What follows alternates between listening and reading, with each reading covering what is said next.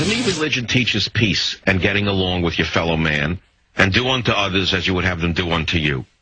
I have never encountered in my life a religion that teaches to hate other religions and to kill people who don't follow that religion. And by definition, one day we're going to have to come to terms with the fact that such a definition may not include this religion as practiced by too many adherents in this country and in other Western countries. It cannot stand. We will not survive if we permit people to believe that their religion is the only religion, and other religions must be annihilated, and people who practice those other religions must be converted or killed. It's incompatible with our existence. And by definition, those are not religious teachings. They are political, homicidal teachings. And one day, we're going to have a leadership with the guts to outlaw such teachings. As sure as I'm sitting here, it's coming. It has to come, or this country will disappear. I have studied the story of the great days of the Arabs. And it is one of the most amazing stories of conquest in the whole history of the human race. They smashed the Byzantine army at the Battle of Yarmouk, a tributary of the Jordan River, in 634. And I'm not going to go through the entire list of countries that they conquered. But you must understand that the Arabs conquered Persians and converted the Persians to Islam. You may not know that, but the Persians were not always Islamic. They conquered Syria. They conquered Palmyra, Antioch, Jerusalem, and converted them to Islam, or large elements of the population went over to Islam. And then the Persians went over to Egypt, I believe, and they had a great host with a great force of elephants, and they won. They conquered Persia, as I said. The Muslim Empire kept pushing into western Turkestan and pushing eastward until it met the Chinese. Egypt fell to the Muslims almost without resistance to the new conquerors, who were driven by a fanatical belief in the sufficiency of the Quran. They were ignoramuses. They read nothing. They hated the written word in any other form. And they wiped out the vestiges of the book copying industry of the Alexandria Library that they found in Egypt. They burnt it to the ground. They then poured along the north coast of Africa, and they entered the Straits of Gibraltar and Spain. The Muslim invaders invaded Spain in 710. They crossed the Pyrenees Mountains in 720. In 732, the Arab advance had reached the center of France. They threatened to take over all of France. But finally, the Arab advance was stopped for good at the Battle of Poitiers and thrust back as far as the Pyrenees again. It was only through fighting that the French retained their civilization whatsoever. Now, I don't have the time to go into these early years of the Arabs and the conquest of these 25 years, but you should know that in 25 years, the Muslim Empire expanded greatly across Persia, Persia at that time, Iran today, Arabia, Egypt, and, as I said, almost conquered a good portion of Europe itself.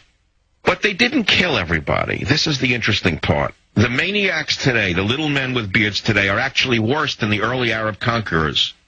These throwbacks that we're seeing today in Hezbollah, for example, are not representative of the Arab today. They're not even representative of the Arab of 1,000 years ago. Because when the Arab conquered these other countries, they didn't kill everybody. We can talk about some of the murders if you want.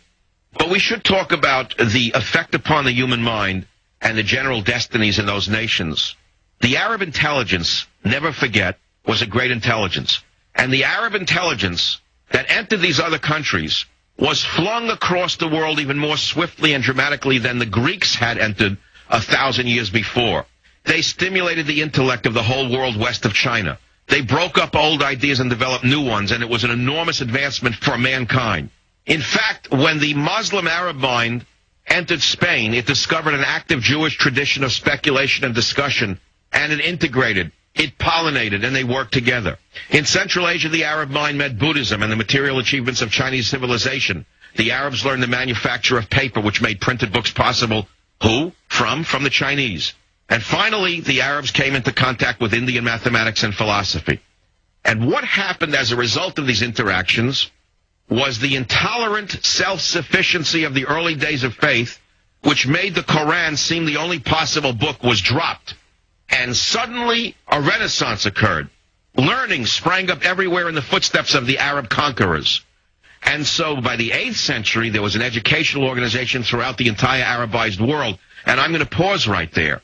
What we have here are people who are actually pre-8th century, some of them calling this show. Here they are living in the United States of America, the most advanced civilization in the world has ever known. Instead of pollinating and integrating with this world, they continue to disseminate the hatred of the 7th century. Because by the 8th century, the Arab conquerors had created educational organizations, and learning sprang up everywhere in the footsteps of these Arab conquerors. But here in America, we have throwbacks teaching the most ignorant, the most homicidal people in this country that the 7th century is the century to live in, and people who do not practice their religion are less than human, and they must either be converted or you know what else. And so we have a real problem on our hands. But again, I want to remind you that by the 9th century, learned men in the schools of Cordoba in Spain were writing and corresponding with learned men in Cairo, Baghdad, Bukhara, and Samarkand. The Jewish mind and the Arab mind assimilated very well together, and for a time the two Semitic races worked very beautifully together through the language of Arabic.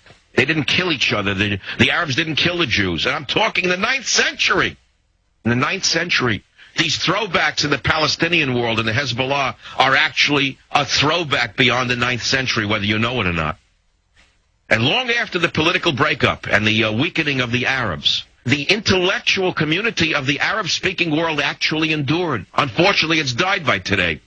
But it was still producing considerable results in the 13th century. But we have people in the Arab world today who are living before the 13th century, as I told you. All you have to do is study some of the history. All you have to do is look at the Museum of Alexandria that they burnt to the ground in the 7th century.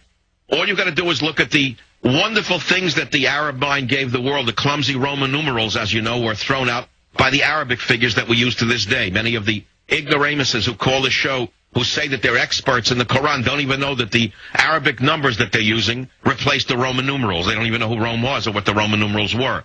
The Arabs gave us the zero sign. The very name algebra is Arabic. So is the word chemistry. The names of such stars as Algol, Aldebaran, and Boots preserve the traces of Arab conquests of astronomy in the sky. And so they reanimated the medieval philosophy of France and Italy and the whole Christian world. So the Arabs were a great contribution to world civilization. And you must understand that they also gave us very great advances. Although there was barbarism amongst them, they gave us great advances in metallurgy and technology, alloys, dyes, distilling, tinctures and essences, optical glass, were all discovered by Arab scientists. Of course, they were looking for the elixir vitae, a stimulant that would keep people living forever and prolong life indefinitely. But that's okay. That's what drove them. It drives many of us today. I understand that. The bottom line of what I'm telling you is that the Arab mind, the Muslim mind, had integrated with the world, even the worlds that it had conquered, and was getting along with them by the 8th and 9th century. And yet we have people who have called this show who are reflecting the mind of the 7th century Muslim. The ignorance is astounding to me, but when you reflect upon the collapse of the American educational system, the dissemination of lies by the vermin in the media who have made everything morally equivalent, I am not surprised that we have fallen back to the 7th century, or that so many members of our society are still living in the 7th century. Savage.